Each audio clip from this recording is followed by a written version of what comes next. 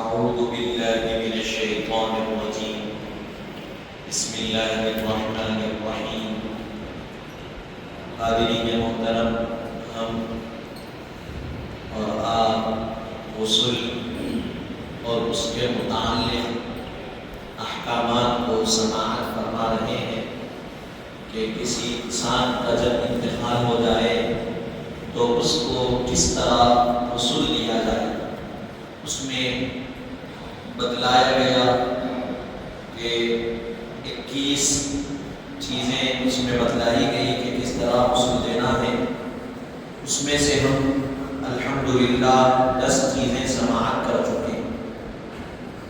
11ویں مقام پر کہا جا رہا ہے کہ اگر کوئی بچہ پیدا ہوتے ہی مر جائے تو اس کو غسل دینا فرض ہے۔ کوئی بچہ پیدا ہوا، پیدا ہونے کے بعد فوری انتقال ہو گیا اس کا، تو اس کو غسل دینا فرض۔ اور اگر کوئی مرا ہوا پیدا، بچہ پیدا ہی اس حالت میں ہوا کہ وہ انتقال کیا ہوا، خواہ اعضاء بن چکے ہو یا نہیں، اس کے جسم کے اعضاء بن چکے تھے، پیدا ہوا، مرا ہوا، یا اس حالت میں پیدا ہوا کہ اس کے اعضاء نہیں بنے تھے، مرا ہوا پیدا ہوا، ہر دو صورتوں میں بہتر یہی ہے کہ اس کو بھی غسل دیا جائے۔ اس کو بھی غسل دینا بہتر ہے۔ اگر نہیں دیے تو چل جاتا، لیکن دینا بہتر ہے۔ لیکن جو بچہ زندہ پیدا ہو، پیدا ہونے کے بعد انتقال کرے، بچہ ہو یا بچی، اس کو غسل دینا ضروری ہے۔ پھر اس کے بعد 12ویں مقام پر کہا جا رہا ہے سری ہوئی میت پر صرف پانی بہا دینا کافی ہے۔ کوئی میت ہے، انتقال ہوا، کئی مہینے گزر گئے، ایک عرصہ گزر گیا، اس کے بعد اس کو دیکھا گیا، میت کا علم ہوا کہ بھائی انتقال ہوا، وہ آ گئی، سڑ گیا پورا جسم، تو کہا گیا اگر کوئی میت ایسی حالت میں پائی گئی کہ اس کا جسم سڑا ہوا ہو تو بہتر ہے کہ اس میت کے جسم پر پانی بہا دیا جائے۔ اس کے جسم پر پانی بہا دینا کیا ہے؟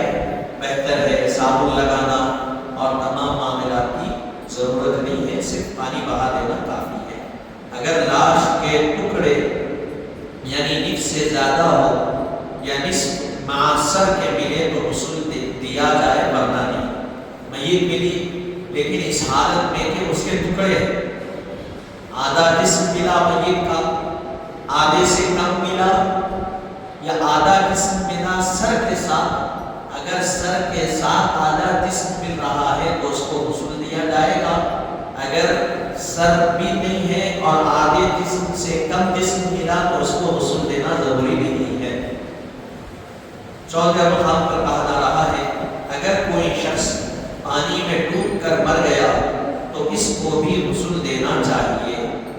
اگر کوئی شخص پانی میں ڈوب گئے اور اس حالت میں انتقال ہو گیا تو اس کو بھی غسل دینا چاہیے، البتہ اگر وہ پانی دہے دردا ہو یا اور میت کو نکالتے وقت غسل کی نیت سے 3 بار پانی میں حرکت دے دی جائے تو کافی ہے، غسل ہو گیا۔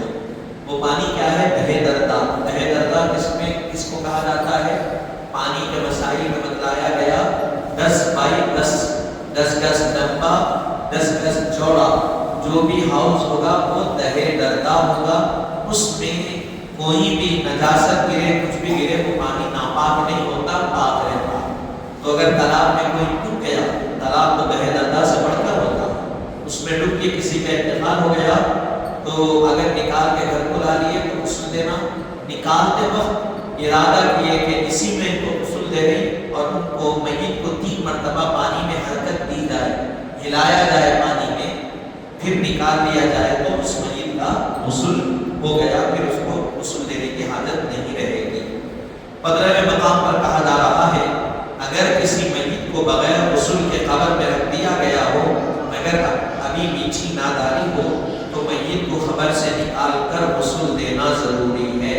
ہاں اگر میٹھی ڈالتی ہو تو پھر نہ نکالنا چاہیے۔ اگر کسی مقام پر ایسا ہوا کہ کسی کا انتقال ہو گیا اور میت کو غسل دیے بغیر قبر میں رکھ دیے، تدفین کر رہے ہیں، قبر میں رکھ دیے، لیکن قبر ابھی بند نہیں کیے، مٹی نہیں ڈالے، یاد آیا یا پھر ایسا واقعہ ہوا کہ کسی کو غسل دینا آتا ہی نہیں، غسل ہی نہیں دیے، ویسے ہی تدفین کر رہے، اب مٹی ڈالنے کے قریب ہے، جسم رکھ دیے، لیکن کوئی شخص آیا اور کہا نہیں مجھ کو آتا ہے غسل دینا، مجھے معلوم ہے، تو پھر اس کو فوری نکال دیا جائے گا۔ قبر بند کرنے سے پہلے، بھول کر ہو یا جان بوجھ کر ہو، قبر بند کرنے سے پہلے میت کو باہر نکال کر غسل دیا جائے گا، پھر اس کے بعد اس کو دفن کریں گے۔ اگر دفن کر دیے، مٹی بھی ڈال دیے، تو کیا مٹی ہٹا کر نکالیں گے میت کو؟ تو کہا گیا نہیں، مٹی ڈال دیے جسم پہ، بند کر دیے خبر، تو اب خبر بند کر دینے کے بعد کھولنا ہمارا کام نہیں ہے، خواہ غسل دیا گیا ہو کہ نہ دیا گیا۔ اس سورہ میں مقام پر کہا جا رہا ہے اگر میت کے لیے پانی نہ ملے، میت کو غسل دینے کے لیے پانی نہ ملے تو میت کو تیمم کرا کے دفن کر دے، پھر اگر دفن سے قبل پانی مل جائے تو غسل دے دے۔ کوئی ایسا مقام ہے کہ پانی نہیں ہے تو تیمم کرا کے دفن کر دیا جائے گا، تیمم کروانا پھر دفن کر دے، تیمم کرا دیے، دفن کرنے کے قریب ہے لیکن پانی کا انتظام ہو گیا، تو ایسی صورت میں غسل دے کے دفن کر دینا بہتر ہے، کیونکہ کہا گیا تیمم اس وقت تک باقی ہے جب تک پانی میسر نہ ہو، پانی مل گیا تو تیمم ختم ہو گیا، تیمم ٹوٹ گیا۔ 17 میں مقام پر کہا جا رہا ہے اگر کوئی ناپاک مرد یا عورت اس کو غسل کی ضرورت ہو، یا کوئی کافر میت کو غسل دے، یا کوئی کافر میت کو غسل دے دے تو ہو جائے گا لیکن مکروہ ہوگا۔ اگر کوئی مرد حالت ناپاکی میں انتقال کیا، کوئی عورت حالت ناپاکی میں انتقال کی، یا کوئی کافر ہے اس کو غسل دے دیے، غسل تو ہو جائے گا لیکن مکروہ رہے گا، اللہ کے پاس ناپسند رہے گا۔ اسی لیے بزرگان دین کا کہنا یہ، ان کا عمل یہ ہے کہ ہمیشہ ہمیشہ پاک رہنے کی کوشش کرو اور ہمیشہ اچھا لباس پہنا کرو، کیونکہ نہیں معلوم کہ کب اور کس حالت میں روح جسم سے پرواز کر جائے۔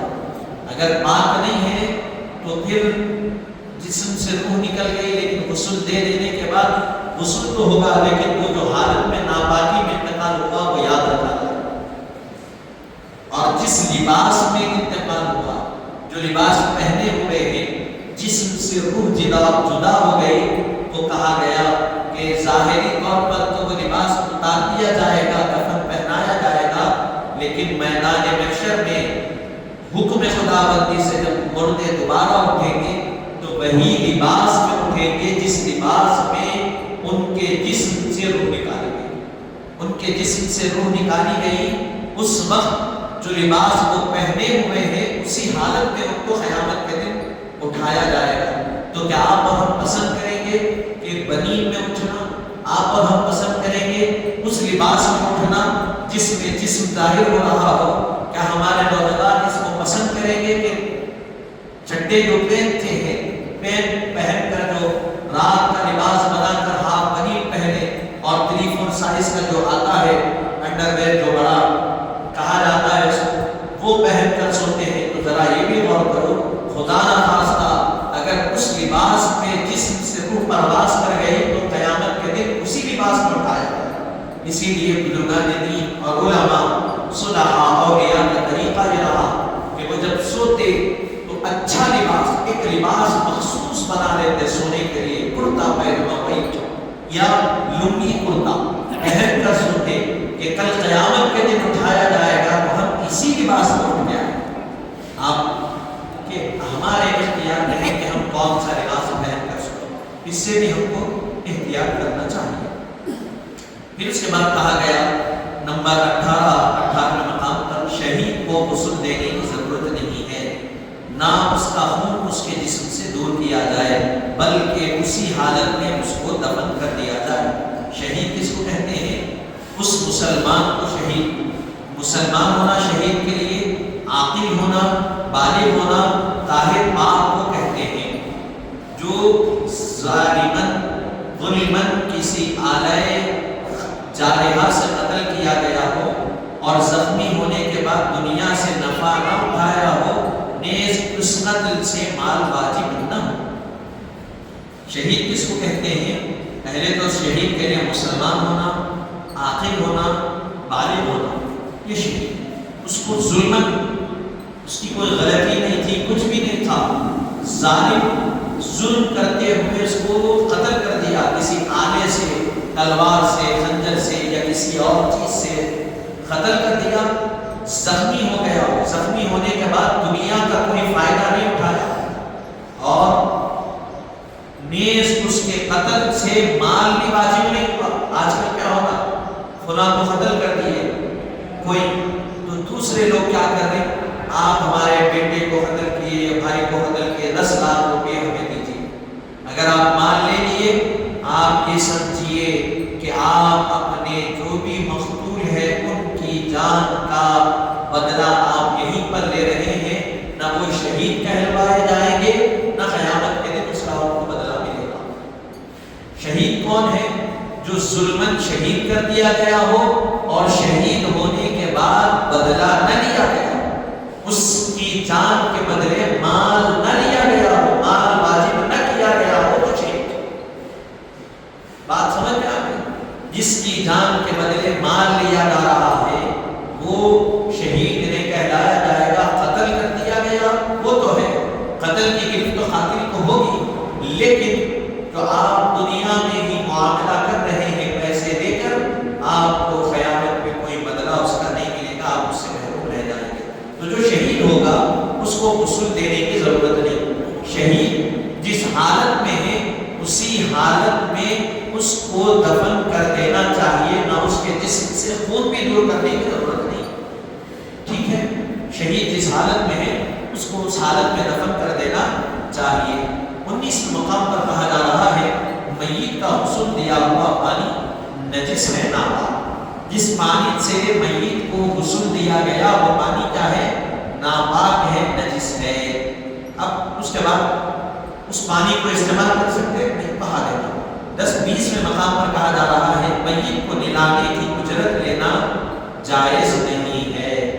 جو میت کو نہلا کر اجرت لیتا ہے، پیسہ لیتا ہے، وہ پیسہ جائز نہیں ہے۔